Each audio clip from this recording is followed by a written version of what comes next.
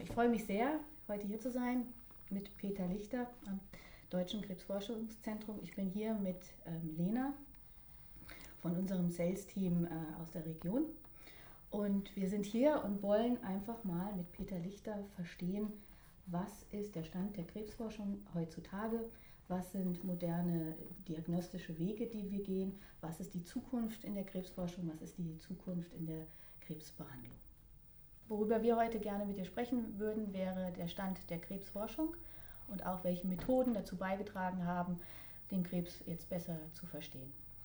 Kannst du uns hier vielleicht erstmal einen ersten Überblick geben, was der Stand der Dinge ist? Klar, wir wissen ja heute, dass Krebs nicht nur das, was jeder weiß, Krebs nicht nur der Zustand ist, dass Zellen wachsen zu einem Zeitpunkt, wo sie nicht mehr weiter wachsen sollten, sondern sich immer weiter vermehren und so einen Tumor bilden. Wir wissen ja heute, es gibt viele Prozesse, die bei der Entstehung von Krebs eine Rolle spielen. Also einerseits die Zellen, die sich teilen, obwohl sie es nicht mehr sollten, andererseits Zellen, die nicht sterben, obwohl sie eigentlich ins Sterbeprogramm gehen sollten in verschiedenen Umfeldern in der Umwelt einer Krebszelle. Und wir kennen ja eine ganze Reihe von Prozessen, die bei der Krebsentstehung eine Rolle spielen. In den letzten Jahren hat besonders viel, gerade in der Forschung, neben der Erkenntnis, was in der Krebszelle selbst stattfindet, auch die Mikroumgebung im Tumor, also die nicht malignen Tumorzellen im Wechselspiel mit den Tumorzellen, den Fokus erhalten. Und da gibt es ganz besonders viele neue Befunde, wenn man so möchte. Von den Methoden her ist es natürlich so, Zellen teilen sich, wo sie nicht mehr sollen, meistens aufgrund eines veränderten genetischen Programms. Das heißt, das Erbmaterial in den Tumorzellen hat sich verändert, es gibt Mutationen. Und insofern waren die ersten wichtigen Versuche, und die sind auch heute noch nicht abgeschlossen, natürlich sich mal anzuschauen, was in den Krebszellen wirklich genetisch vorgeht. Das hat man früher gemacht mit Methoden, die teilweise heute auch noch groß im Einsatz sind, Stichwort Fluoreszenz-In-situ-Hybridisierung. Da haben wir Sonden, molekular definierte Sonden für ein bestimmtes Gen oder für ein bestimmtes Transkript von einem Gen, also ob ein Gen angeschaltet ist, können wir damit messen. Und finden dann über letztendlich Fluoreszenzsignale in den Gewebeproben, in den zellulären Präparaten, bestimmte genetische Alterationen, die in normalen Zellen so nicht vorkommen. Das war, wenn man genau nimmt, war das erste Mal, dass wirklich wir reden heute von Single-Cell-Analysis, Einzelzelluntersuchungen gemacht wurden auf genetischer Ebene, im Verbund, wie die Zellen auch vorliegen im Gewebe, und ist natürlich in den letzten Jahren insofern auf eine ganz neue Ebene gehoben worden, als man mit diesen Sonden natürlich ein bisschen limitiert ist, wie viel kann man sich gleichzeitig anschauen. Stattdessen hat man dann die Zellen aufgeschlossen und das genetische Material in der Gänze sich angeschaut, also wir reden von Whole Genome Sequencing, Gesamtgenomsequenzierung, um dann dort die Veränderungen, die man im Tumor sieht, im Vergleich zu einem Kontrollgewebe, das nicht maligne ist, meistens Blut bei den meisten Krebsarten, angeschaut. Und das hat uns natürlich nochmal ganz viel neue Erkenntnisse gebracht, was eigentlich genetisch vorliegt. Da kommen wir jetzt auch so langsam in eine Sättigung, dass wir dann jetzt auch wirklich wissen, die wichtigsten Treibermutationen, wie wir sie nennen, also die Veränderungen, die dazu führen, dass ein Tumor auch tatsächlich diese Prozesse anwirft, die zur Tumorentstehung führen. Die kennen wir jetzt von den häufigen Krebsarten doch schon zu einem ganz großen Prozentsatz. Trotzdem ist es auch da interessant, dass es zum Beispiel beim Tumortyp A finden wir auf einmal eine Veränderung, die vorher beim Tumortyp A nie gefunden wurde, aber beim Tumortyp B schon längst bekannt ist. Sogar schon Therapien entwickelt wurden, die es erlauben, gegen diese Veränderung erfolgreich vorzugehen. Diese Veränderung ist aber beim Tumortyp A so selten, dass sie da bisher nicht entdeckt wurde.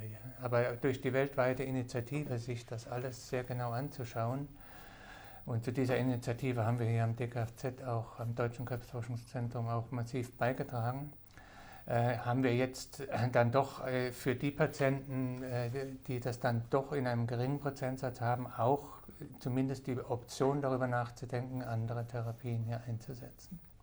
Ja, Herr Lichter, vielen Dank, auch dass ich heute hier sein darf. Sie haben jetzt ja schon viele Einblicke gegeben, wie es früher war und wie es jetzt im heutigen Stand der Forschung ist. Und da wäre jetzt meine Frage, für Herausforderungen Sie derzeit stehen, um das weiter zu verstehen. Ja, also wie gesagt, es gibt viele Erfolge, aber wir haben zwei ganz große Herausforderungen, wenn es um die Behandlung von Krebspatienten geht. Und die erste hat damit zu tun, dass Krebs ja normalerweise mit einem Primärtumor entsteht, der oft auch gut behandelt werden kann. Und der Primärtumor ganz selten nachher das Ereignis ist, das klinisch nicht in den Griff zu kriegen ist. Aber der Primärtumor letztendlich eben zu Metastasen führt. Und die Metastasierung ist nach wie vor eines der ganz großen Probleme. Wir wissen heute eben auch, dass das Erbmaterial, das im Tumorzellen sich verändert, natürlich dann, weil es immer weitere Veränderungen gibt, im Primärtumor nicht mehr jede Zelle identisch genetisch verändert ist. Wir haben eine heterogene Population von Zellen, die sich in sogenannte Klone oder Subklone einteilt. Und dass gerade das Auswachsen von Metastasen oft nur von einem oder wenigen Subklonen erfolgt, dass oft die Therapie bestimmte Subklone ganz hervorragend zurückdrängt, dadurch dann aber andere hochkommen können. Und deswegen ist es für uns im Moment eines der ganz wesentlichen Aufgaben, diese Evolution der Tumoren, wie wir sagen, diese klonale Evolution besser zu verstehen. Und die Frage dahinter ist natürlich, wie sehr können wir auch die Heterogenität eines Tumors von Anfang an diagnostisch abbilden. Und die zweite große Frage ist Resistenzen gegen Therapien, die es gibt. Und das hängt auch mit der Tumorheterogenität ganz stark zusammen. Es gibt dann eben Klone, die auf gewisse Dinge ansprechen und auf andere nicht. Und da sind wir einfach am Lernen im Moment. Mhm.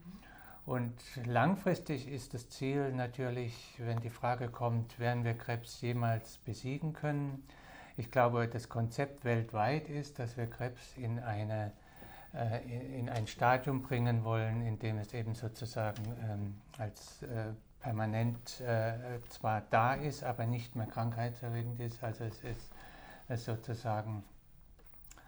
Jetzt fällt mir tatsächlich chronisch. Ja, genau, danke. Es wird chronisch. In eine chronische Krankheit zu überführen. Mhm. Das ist das vorherige Ziel. Heilung gibt es natürlich auch heute, aber im Großen nur bei wenigen, meistens bei pädiatrischen Tumoren, bei einigen erwachsenen Tumorarten auch. Aber wenn wir das in eine chronische Krankheit überführen können, Paradebeispiel AIDS wurde das vorgemacht, dann haben wir natürlich ganz viel gewonnen. Und dazu müssen wir die Phänomene Metastasierung und Resistenz in den Griff bekommen. Ja, das sind jetzt ja viele verschiedene Arbeitsbereiche, auch die das dann quasi erörtern. Und können Sie da vielleicht ein Beispiel nennen, wie Sie jetzt in Ihrer Arbeitsgruppe das genau machen? Ja, also wir haben jetzt klinische Studien laufen am NCT, am Nationalen Zentrum für Tumorerkrankungen in Heidelberg. Und einige dieser Studien befassen sich mit dem Thema molekulare Präzisionsonkologie.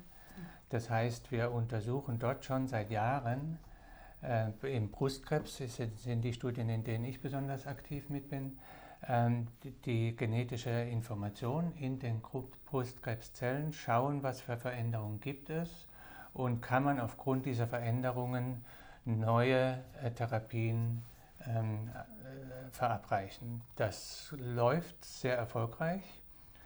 Also wir haben eine Studie, die heißt CATCH, das ist metastasiertes Mammakarzinom. Und wir haben jetzt gerade vor kurzem zeigen können in der Zusammenfassung der ersten 200 Patienten über einen Zeitraum hin, dass wir in fast 40%, in gut einem Drittel der Patientinnen einen klinischen Benefit damit erzielen können. Aber das ist sozusagen klinische Studie, die dann irgendwann in die Versorgung übergehen soll mit den Befunden, die daraus gehen.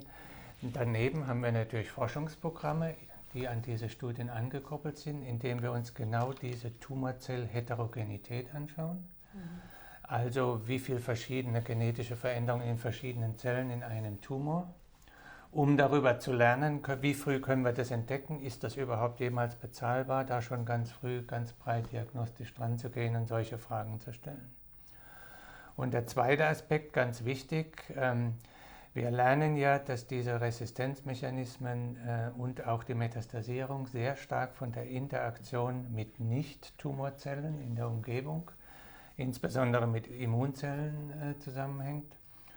Und wir untersuchen eben auch ganz stark nicht nur den Tumorzellgehalt der malignen Zellen, sondern wir reden inzwischen auch von Tumorzellen, die nicht maligne sind, um diese Interaktion besser zu verstehen. Also wir haben quasi eine Situation, dass wir die Forschung haben, um den Tumor zu verstehen. Wir haben die Methodenentwicklung, um zu verstehen, was sehe ich, was ist abnorm, was ist mutiert, etc. etc. Dann haben wir darauf basierend eine Entwicklung der Diagnostik, wenn ich das richtig verstehe. Und mit der Entwicklung der Diagnostik, mit dem Verständnis, was wiederum zurückgeht auf die Erkenntnis aus der Forschung, können wir auch eine angepasste Therapie anwenden. Wenn ich das jetzt mal übertragen würde und sagen würde, zeitlich gesehen, wir fangen an mit der Forschung, mit der Methodenentwicklung, es geht über in die Diagnostik, dann geht es drüber, wenn wir die Diagnostik haben, können wir Medikamente entwickeln für die Therapie und im Anschluss würde sich die Therapie anschließen und dann würde der Kreislauf wieder von vorne beginnen und wir haben ein permanentes Lernen und Verbessern. Ist das ganz genau richtig wiedergegeben? Das ist genau wiedergegeben.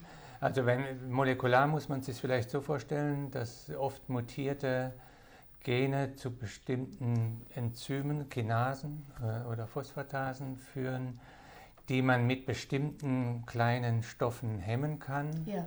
Oder wenn sie an der Oberfläche von Zellen sind, mit Antikörpern auch hemmen kann. Es gibt darüber hinaus natürlich jetzt neuere Ansätze immuntherapeutischer Art, wo mit verschiedenen Tricks einerseits entweder das Immunsystem versucht wird so zu manipulieren, dass es Dinge erkennt, die es vorher nicht so erkannt hat. Oder man bietet...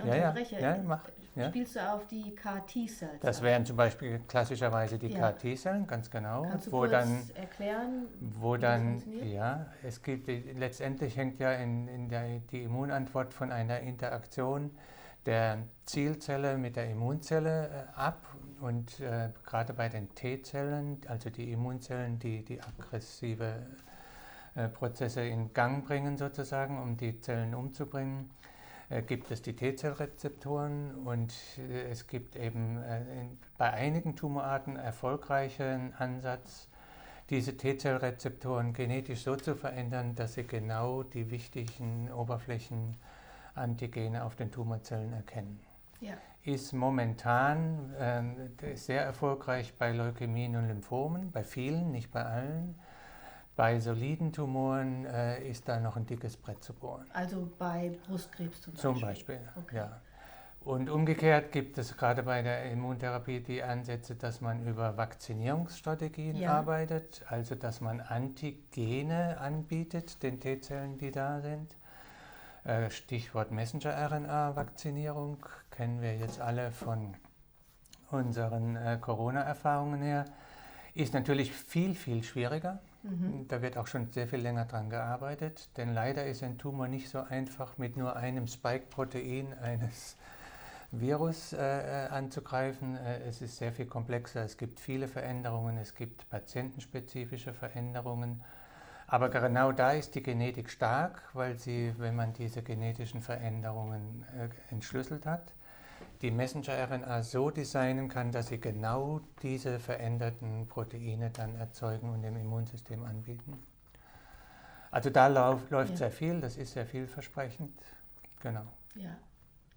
Und wenn man jetzt, wir haben ja darüber gesprochen, dass du auch klinische Studien machst und dass du auch die klinischen Studien betreust und unterstützt durch die nachgängige Forschung, dass man halt sagt, okay, wir haben hier einen heterogenen Tumor, wir haben einen Medikamentencocktail, um den Tumor zu besiegen oder zu reduzieren. Und nachgehend kannst du mit deiner Forschung auch genauer gucken, wie effizient das war. Ist es ein richtiges Wir Verständnis? machen beides hier. Ne? Wir machen in den klinischen Studien, das ist ein ganz toller Workflow, der hier etabliert ist, dass wir, also die Proben werden entnommen, sie werden in einem Labor, das extra nur für die Analytenpräparation eingerichtet ist, DNA und RNAs, kommt von dort hier ins Gebäude, in die Sequenzierung. Ja. Es wird dann, die Sequenzdaten werden dann bioinformatisch ausgewertet von Leuten, die in unseren Abteilungen hier ausgebildet wurden und sind. Und wir haben dann molekulare Tumorboards, an denen wir teilnehmen. Das sind multidisziplinäre Treffen, mehrfach die Woche. Bei Brustkrebs haben wir es im Moment routinemäßig mindestens einmal die Woche, wo dann Patienten durchgesprochen werden, welche alternativen Therapien bieten sich an. Wie priorisieren wir diese Alternativen? Und da sind natürlich nicht nur die Genetiker drin und die Humangenetiker und die Bioinformatiker, sondern insbesondere die behandelnden Ärzte.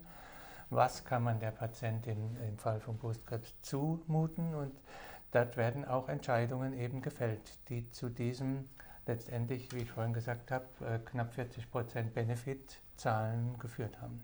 Das ist der Routineaspekt. Ja. Und wie du richtig sagst, natürlich sind wir ganz stark daran interessiert, was wir weitermachen können. Und wir haben natürlich Forschungsaktivitäten begleitend, zum Teil an genau den gleichen Tumorproben. Ja. Und da schauen wir auf die Tumorheterogenität, wir schauen auf neue Klone, die hochkommen und haben auch jetzt schon einzelne Beispiele, wo neue Klone, die hochkommen, wieder dazu geführt haben, dass diese Patientin wieder anders behandelt wurde. Genau, jetzt haben Sie uns ja viel über die Diagnostik erzählt. Und wie ist das dann bei den Proben? Welche Aufschlüsse gibt uns der Gewebekontext im Gegensatz zu einer Blutprobe? Ja, wir machen natürlich, wenn wir im Beispiel Brustkrebs jetzt mal bleiben, wir machen natürlich beides, denn wie vorhin schon erwähnt, wir müssen, wenn wir uns das Erbmaterial anschauen, das ja immer vergleichen mit Nicht-Tumorgewebe. Das heißt, wir haben Biopsiestanzen aus dem Tumor, die wir analysieren, und wir haben gleichzeitig Blutproben von Patienten, die wir analysieren, um dann die Erbinformation zu vergleichen. Und aus den Tumoren, da tun wir einerseits die DNA, also das klassische Erbmaterial, uns anschauen, andererseits die RNA, also die Aktivität der Gene. Und wir sind natürlich jetzt gerade dabei, Stichwort Tumorheterogenität und begleitende Forschung, dann diese Heterogenität nicht nur über reine Biochemie der DNA uns anzuschauen, sondern im zellulären Kontext, damit wir auch wirklich das auf die Einzelzellen zurückführen können. Und dazu brauchen wir natürlich die Gewebeschnitte. Wir brauchen das, was heute unter dem Stichwort Spatial Transcriptomics läuft, ganz stark. Wobei das auch gar nicht nur auf Transkription, auf die RNA beschränkt sein muss. Es ist wahrscheinlich mindestens so gut, und in vielen Fällen wissen wir das schon, auf die Proteine zu schauen. Man kann natürlich sehr viel mit multiplen Immunphänotypisierungen machen, also antikörperbasierte Darstellungen. Aber wichtig dann der Gewebekontext. Auch weil er uns nochmal zeigt, was die nicht malignen Zellen im Tumor eigentlich machen, wie häufig sie da sind, wie stark sie infiltrieren und so weiter. Das sind die Proben, wenn ich gleich noch 1 oder 2 anhängen darf. Also in der Forschung kommt es bei uns auch darauf an, weil wir da eine Reihe von verschiedenen Projekten haben, wie weit wir die Frage lösen können, dass wir an Patienten abgeleiteten Zellen, die wir in Kultur nehmen, schon Therapien austesten, die dann auch im molekularen Tumorboard diskutiert werden. Wenn dann heißt, der hat zwar diese Mutation, aber dieses Medikament hat auf die Zellen des Patienten gar keine Reaktion erzeugt, aber er hat noch eine andere Mutation, Und auf die hat das entsprechende Medikament tatsächlich eine Wirkung gehabt. Die Zellen sind nicht weitergewachsen, dann hilft das bei der Priorisierung. Das ist so etwas im Fluss, das entsteht. In Einzelfällen passiert das auch schon, dass das in der Praxis eine Rolle spielt.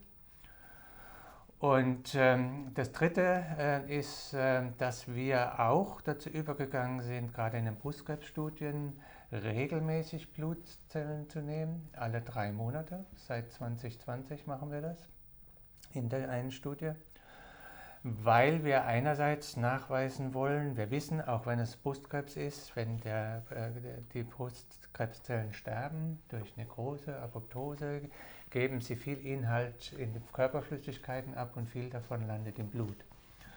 Und wir reden dort von Flüssigbiopsien oder Liquid Biopsies. Das heißt, wir schauen einerseits nach im Blut, die Veränderungen, die wir ursprünglich gefunden haben, verschwinden die über die Zeit? Das heißt, ist die Therapie erfolgreich? Aber wir stehen vor der ganz großen Herausforderung, können wir, wenn wir weiter gucken, auch neue Klone finden, die wir bisher noch gar nicht gekannt haben. Und das ist technisch sehr anspruchsvoll natürlich, weil man dann natürlich genau schaut. Das erste, was so richtig bekannt wurde, jetzt von der FISH-Diagnostik her, waren eigentlich die Translokationen BCR-ABL, indem man 2 Sonden genommen hat, die dann entweder zusammenkommen oder eine überlappende Sonde, die sich trennt durch eine Translokation, durch einen Umbau. Aber dann auch sehr schnell Verluste von Tumorsuppressor-Genen, Retinoblastom-Genen durch FISH, ganz richtig. Das waren so von Anfang an die Anfänge. Es ging ja dann so weiter, dass man auch die Kopienanzahl sich angeschaut hat. Dann auch genomweit, weil man ja einen Chromosomensatz sozusagen als Referenzwert hatte und dann die Tumor-DNA da drauf hybridisiert hat. Und dort, wo ein Tumor zu viel war, ja, das war dann die komparative genomische Hybridisierung, die man am Karyogramm ablesen konnte. Man konnte sehen, wo ist zu viel und zu wenig. Das ist dann in die sogenannte Microarray-Technologie überführt worden, dass man eben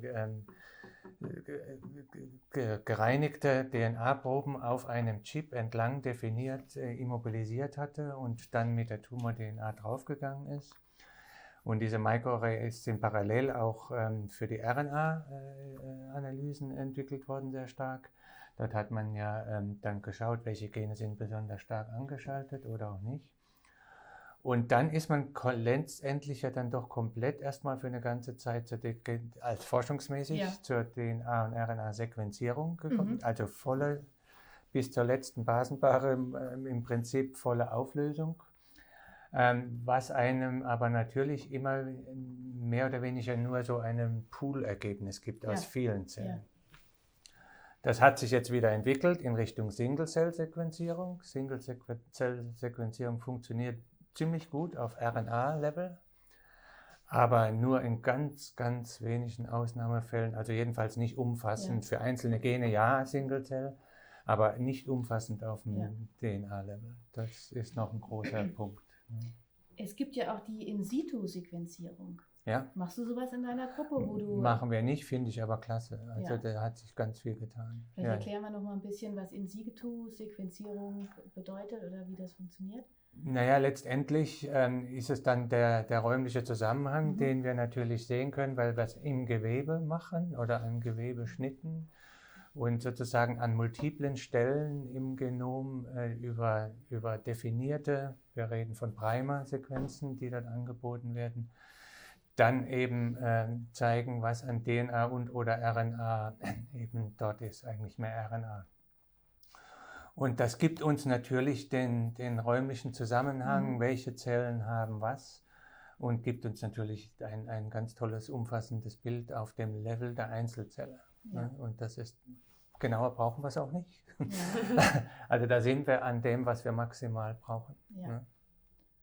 Ja, Herr Lichter, wie stellen Sie sich denn die Zukunft vor? Was würden Sie sich wünschen, was in der Krebsforschung an einem Durchbruch erzielt wird?